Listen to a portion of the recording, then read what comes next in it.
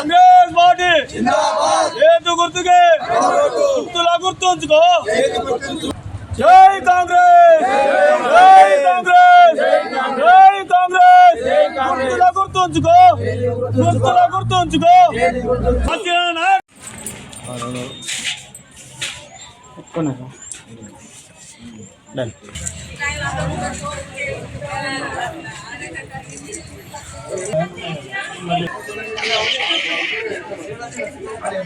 హరే కృష్ణ అత్తావా ఇంటికే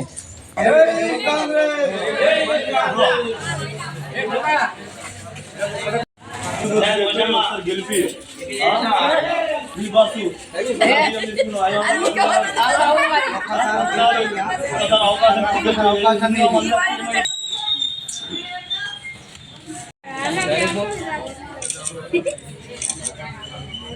సరా జై కాంగ్రెస్, జై కాంగ్రెస్.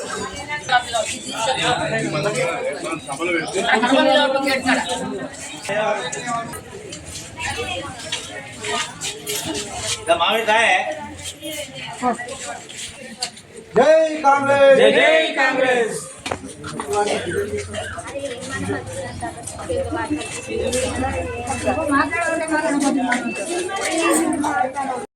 వేములవాడలో 8వ వార్డులో సాగర వెంకట స్వామిని బలపరిచి కాంగ్రెస్ తరఫున మేమందరము అతను కృషి చేసి భారీ మెజార్టీతో గెలిపిస్తామని అందరం వార్డులో కాంగ్రెస్ పార్టీ తరఫున మొత్తం ప్రచారంలో చేస్తున్నాం.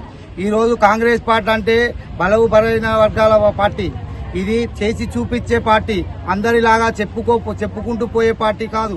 మేము ఈ వార్డులో ఇందిరమ్మ ఇల్లు ఇచ్చాం, రోడ్లు చేయించాం, ప్లస్ ఇక్కడ అందరికీ మహిళా సంఘాలకు రుణమాఫీ లేని రుణాలు ఇచ్చాం.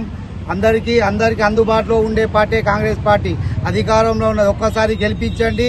మీకు ఎల్లవేళలా మీ ఎంతో ఉండి అన్నిట్లో మీ వెంట మేము నడుస్తూ వస్తామని, అన్ని పనిలో ఆధారంగా మేము మీ వెంట ఉంటామని మేము మనం చేస్తున్నాం. వేములవాడ పట్టణంలో జైతు వార్డులో ఎన్నికల ప్రచారంలో చేయడం జరుగుతుంది. ఎన్నికల ప్రచారంలో సాగర వెంకటస్వామి జైతు వార్డులో ఓటు ఇంటింటికి కడపకు తిరుగుకుంటా ఓటు అడగడం జరుగుతుంది. సానుకూలంగా అందరూ స్పందించడం జరుగుతుంది. ఒక్కసారి ఆయన ఇదారు కూడా గతంలో ఒకసారి ఓడిపోవడం జరిగింది. ఈసారి సానుకూలంగా స్పందించి వెంకటస్వామిని గెలిపిస్తాం ఖచ్చితంగా ఒకసారి. ఎందుకంటే ఆదిశీన నాయకత్వంలో సరి అభివృద్ధి పనులు దూసుకుపోతున్నాయి కాబట్టి మున్సిపాల్లో కూడా కాంగ్రెస్ జెండా ఎగురితేనే మనకు అభివృద్ధి ముంగడికి సాగుతుందని అందరూ అనుకుంటున్నారు. ఇక్కడ చూసిన 28 వాళ్ళలో కూడా అదే చర్చ నడుతుంది. ఓటర్ల కానీ బయట కానీ ఎక్కడ కూడా అదే జరుగుతుంది. రోడ్డు వెడల్పులు అయితే ఏంది, ఇందిరమ్మ ఇండ్లు అయితే ఏంది, సన్న బియ్యం అయితే ఏంది, 500కు సిలిండర్ అయితే ఏంది, ఫ్రీ బస్సు, మహిళలకు ఫ్రీ బస్సు అయితే ఏంది, అన్ని పథకాలు ఒకటి చేయడం జరుగుతుంది. గత ఒక 5-6 నెలల లోపల కూడా కొత్తగా పింఛన్లు కూడా మంజూరు చేయడం జరుగుతుంది. గవర్నమెంట్ ఇదారికి అందరికీ చెప్పడం కూడా జరుగుతుంది.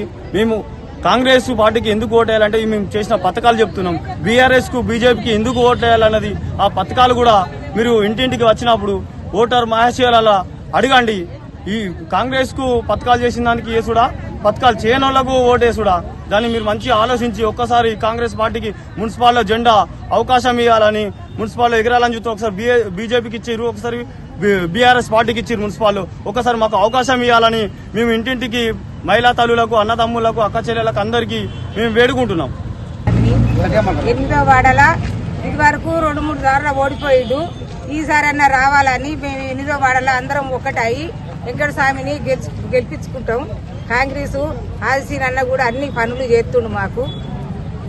వేములవాడ పట్టణంలో 8వ వార్డులో ఇంటింటి ప్రచారం చేయడం జరుగుతుంది. కాంగ్రెస్ పార్టీ చేసిన సంక్షేమ కార్యక్రమాలు ప్రతి ఒక్క ఇంటికి పోతే ఈరోజు కాంగ్రెస్ పార్టీని మంచిగా ఆదరిస్తున్నారు. మహిళలైతే కానీ యువకులైతే కానీ అందరూ కాంగ్రెస్ పార్టీకి భారీ ఓట్లతో మెజార్టీ వేసి ఈసారి మున్సిపల్ ఖచ్చితంగా కాంగ్రెస్ పార్టీ జెండా ఎగరబోయేందుకు ఇది కత్యం. ఎందుకంటే కాంగ్రెస్ పార్టీ దాదాపుగా మా ఎయిత్ వాళ్ళనే 16 ఇల్లుల దాకా ఇందిరమ్మ ఇల్లులు ఇవ్వడం జరిగింది.